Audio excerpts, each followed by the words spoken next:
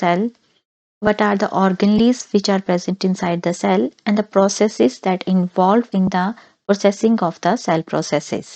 Okay, so let's start the lecture. The unit of life.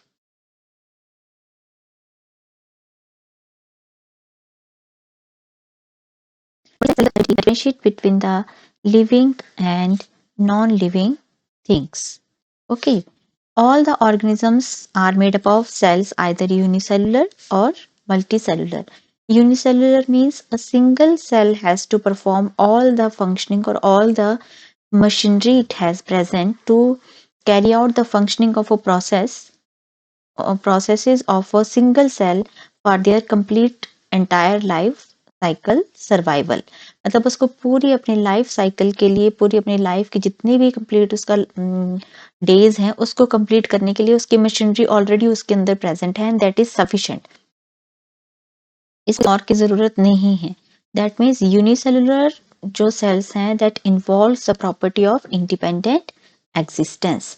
अगर multi cellular की बात करें, मल्टी सेलुलर में क्या है, बहुत सारे डिफरेंट सेल्स जो हैं वो कंबाइन करके एक दूसरे के साथ हेल्प करके, एक दूसरे के साथ इन्वॉल्व होके एक सिंगल ऑर्गेनिज्म की फंक्शनिंग को में इन्वॉल्व होते हैं, उसकी लाइफ को कैरी आउट करते हैं. So the property that involves in such functioning, that is called division of labor. So we can say that cell is a structural and functional unit of life. Now the history of cell. History of the cell started with the first of all discovery of the cell. Robert Hooke in the 17th century discovered the cell, and he saw the cell inside the cock. He saw the cell of the cock, and these cells look like the honeycomb like structure.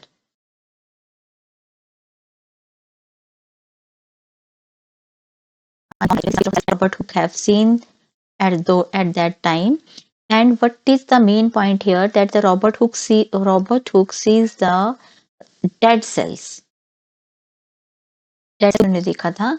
After that, the discovery of the cell, Anton von Leeuwenhoek will come and use his self-designed microscope. उन्होंने use किया. He was the first one who has observed the living cell. Living cell को first time इन्होंने observe किया था. And important है कि कौन कौन से लिविंग सेल्स को देखा था. RBCs, bacteria, protozoa and spermatozoa.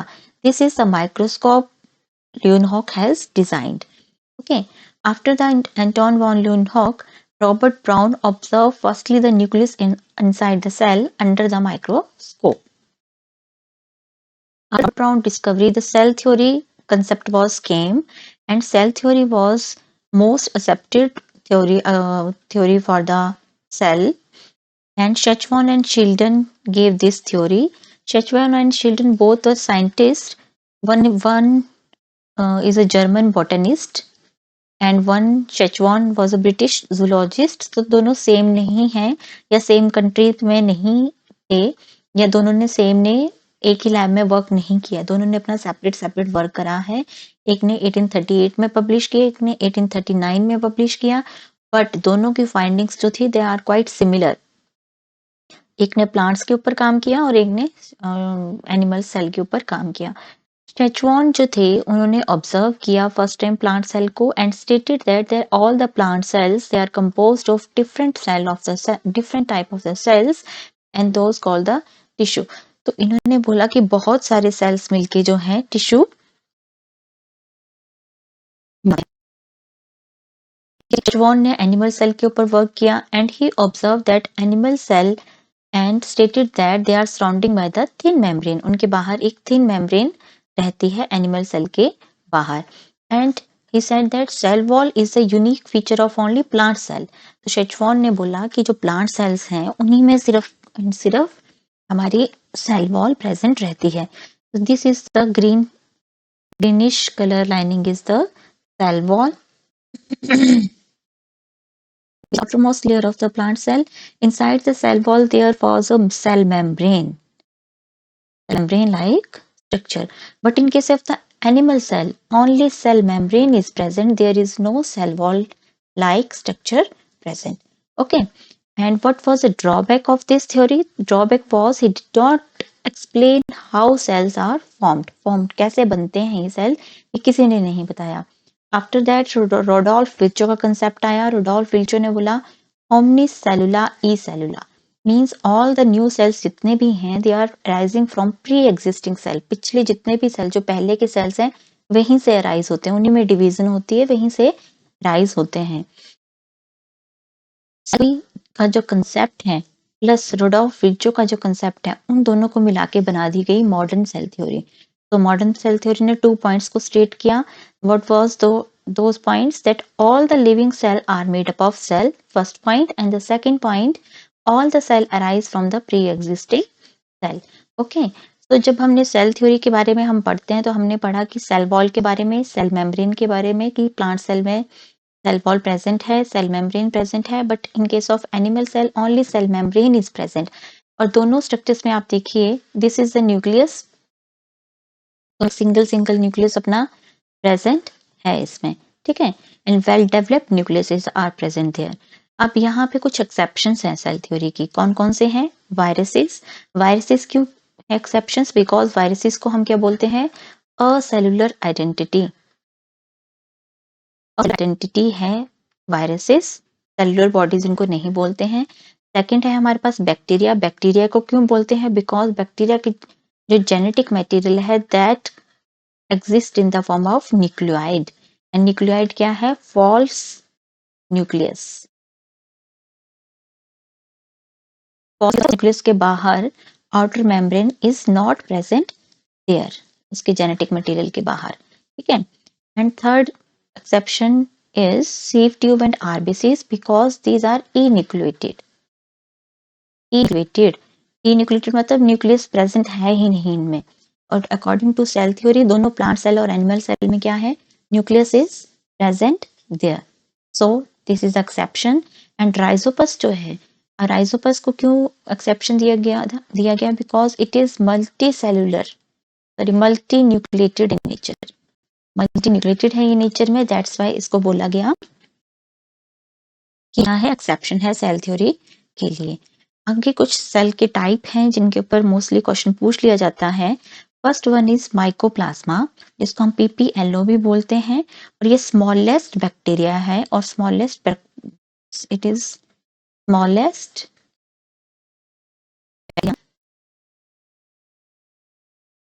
Cell wall.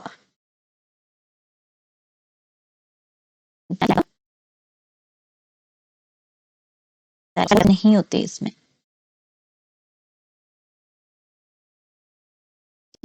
Pleuro like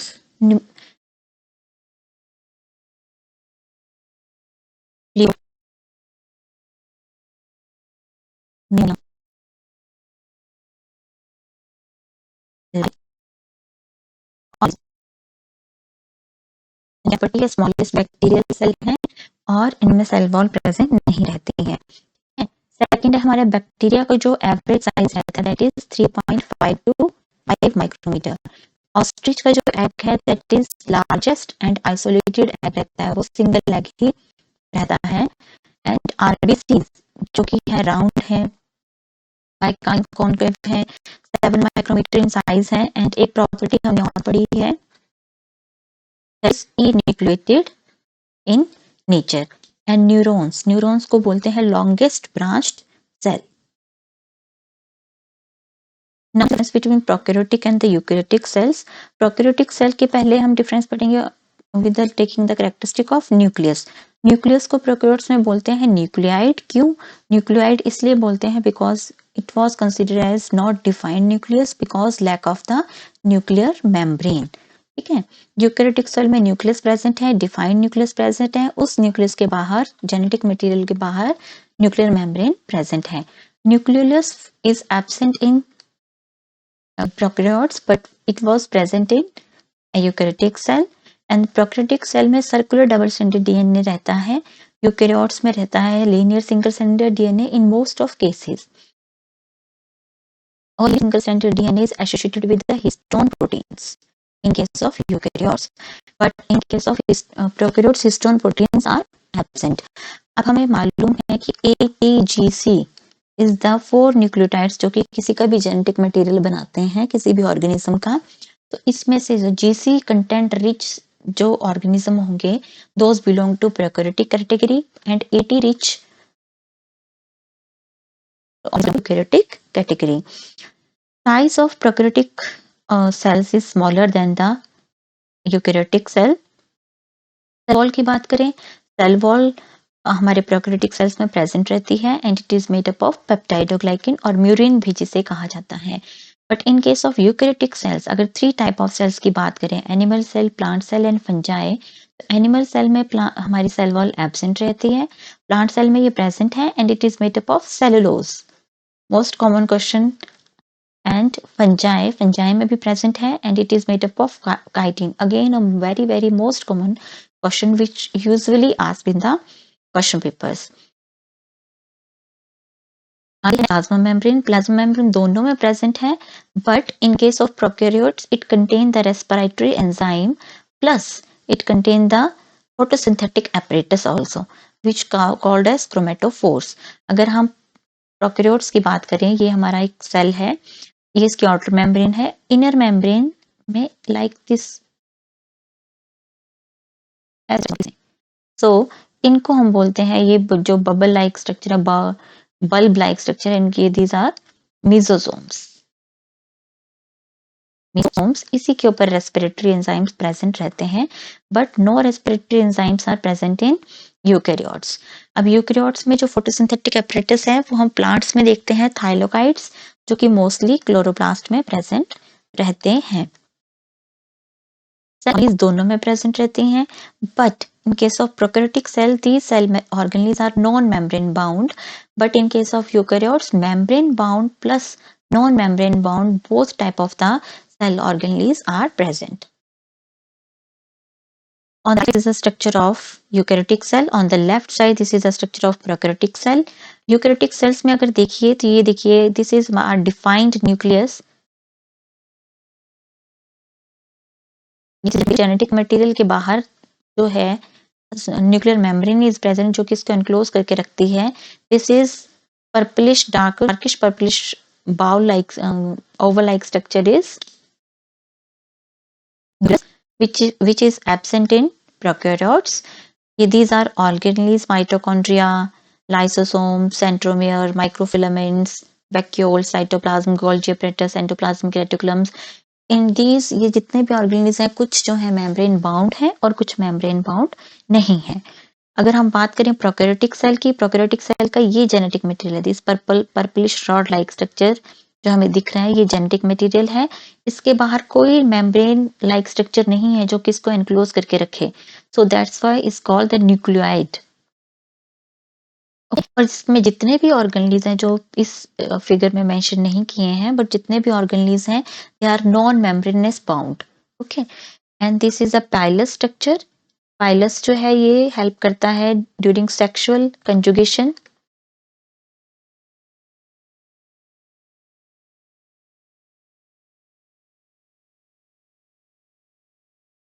this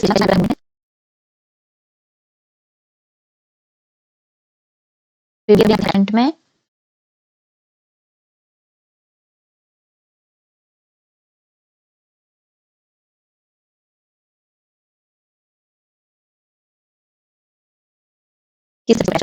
जो कि इसको प्रोटेक्ट करती है, सेल वॉल के भी बाहर प्रेजेंट रहती है कैप्सूल वॉल।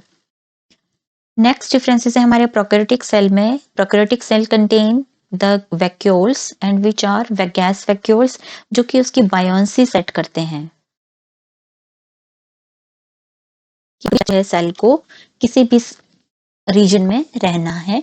एंड जो यूकैरियोटिक सेल है that contain the sap vacuole which can contain both liquid और ऑर्गेनिक और either inorganic. Ribosome 70s present रहते हैं प्रोकैरियोट्स में, यूकैरियोट्स में both 70s and 80s ribosomes are present. Cyclosis means cytoplasmic movements, cytoplasmic movements. Psychoplasmic movements are absent in prokaryotic cell, but present in an eukaryotic cell. Cytoskeleton structure absent in prokaryotic cell but present in eukaryotic cell, and these cytoskeleton structures are microtubule, microfilaments and intermediate filaments. Flagella, जो कि हमने पीछे figure में देखा भी, simple form of flagella is present which help in the movement. Flagella help करता है movement of prokaryotic cell and it consists of flagellin protein. फ्लैजेलिन है इस प्रोटीन के बने होते हैं. और जो यूकैरियोटिक सेल के फ्लैजेला हैं they are complex in nature. 9+2 is their arrangement and tubulin protein के ये बने रहते हैं. पोलाइडी लेवल देखें तो जो प्रोकैरियोटिक सेल है they are always haploid. Prokaryotic cell haploid भी हैं, डिप्लॉइड भी हैं एंड पॉलीपोलाइड भी हैं नेचर में.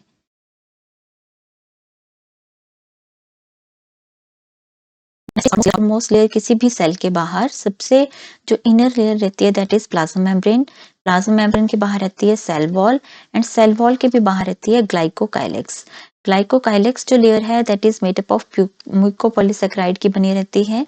अगर म्यूकोपॉलीसेकेराइड रिजिड रहेगा, ठीक है, उसको हम बोलेंगे कैप्सूल है उस ऑर्गेनिज्म के बाहर.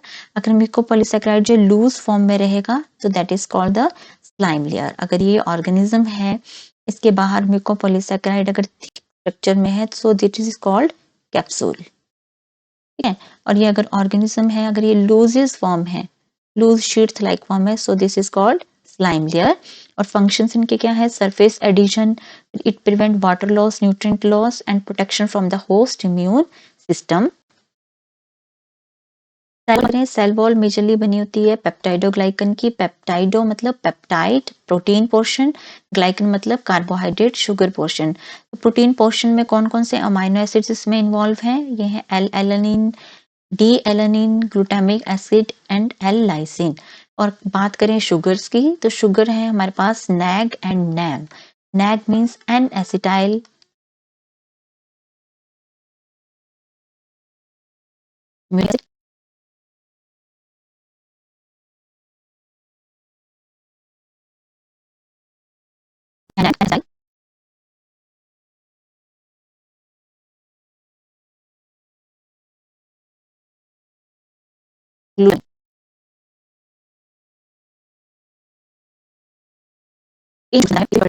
And in place of amino acid में जो एल लाइसिन है, in place of gram negative bacteria this L lysine is replaced by the DAPA, amino palmitic acid.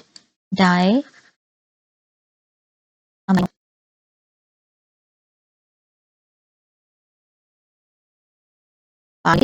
अब इनके फंक्शंस क्या हैं? It provide support and prevent collapsing and bursting of cell.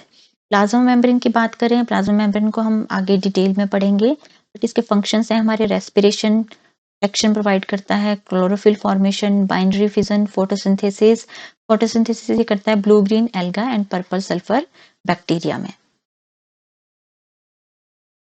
बात करते हैं मेम्ब्रेन मॉडल. सबसे पहले दिया गया था यूनिट मेम्ब्रेन मॉडल 1950 में.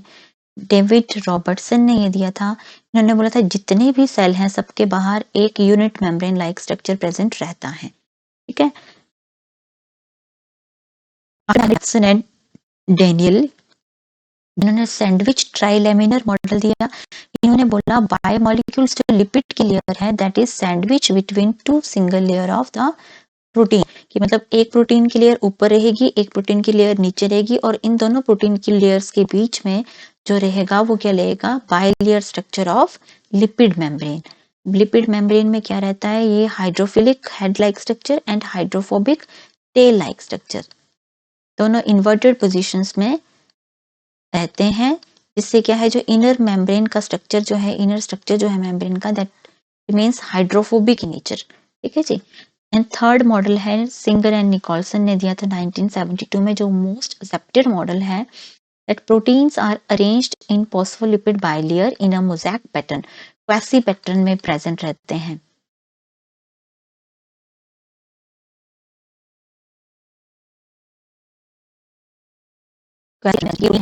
लिपिड्स हैं ये आपस में मूवमेंट्स करते रहते हैं, इनका ये बोलने का मतलब था.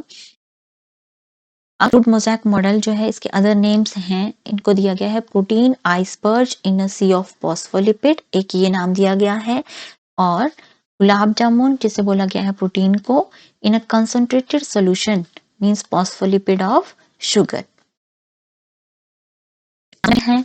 इट कंसिस्ट, ये देखिए, ये जो हमारे this is a hydrophobic and the hydrophilic lipid bilayer structure, ठीक है, जो कि इन्वर्टेड पोजीशंस में दोनों प्रेजेंट रहेंगे। हमारे जो हाइड्रोफिलिक एंड्स हैं they outward and inward position की तरफ रहेंगे, और जो इंटीरियर रहेगा दैट रिमेन्स द मेम्ब्रेन का, that remains the hydrophilic sorry hydrophobic in nature. जो ये ब्लू पोर्शन है जो कि एम्बेडेड है लाइक स्ट्रक्चर, जो पेरिफेरी पे प्रेजेंट है these are also protein like structure, और जो एक्सटेंशन है like glycoprotein which made up of combination of carbohydrate and protein, and glycolipids which are made up of combination of carbohydrate and lipids, and glycoprotein made up of carbohydrate and proteins.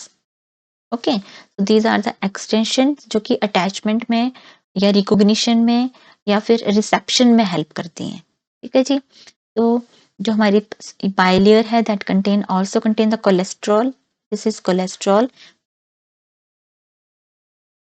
Brain को contains the proteins, these are the proteins जो कि किसी भी transportation में help करता है, either active और either passive transportation, and cell membrane help in transportation, catalysis में हेल्प करता है, हमारा reception of chemical signals, cell cell recognition में हेल्प करता है, अटैचमेंट करनी हो कि हेमेटिक्स के ऊपर उसमें हेल्प करता है, दो सेल्स के बीच में कनेक्शन बनाना हो, डेस्मोटिब्यूल्स, टाइट जंक्शंस, गैप जंक्शंस बनाने हो, उसमें हेल्प करता है। एंड इसकी जो मेम्ब्रेन प्रोजेक्शंस रहती हैं माइक्रोविरला इलिया एंड फ्लैजिला लाइक स्ट्रक्चर्स रहते हैं, जो हमने पिछले फिगर में इनके फंक्शंस भी स्टडी किए। Now cholesterol is absent in the prokaryotic membrane, whereas on the place of cholesterol these hopenoid proteins are present. और hopenoid proteins क्या हैं? These are pentacyclic sterols that provide stability to cell membrane को stability provide करती है।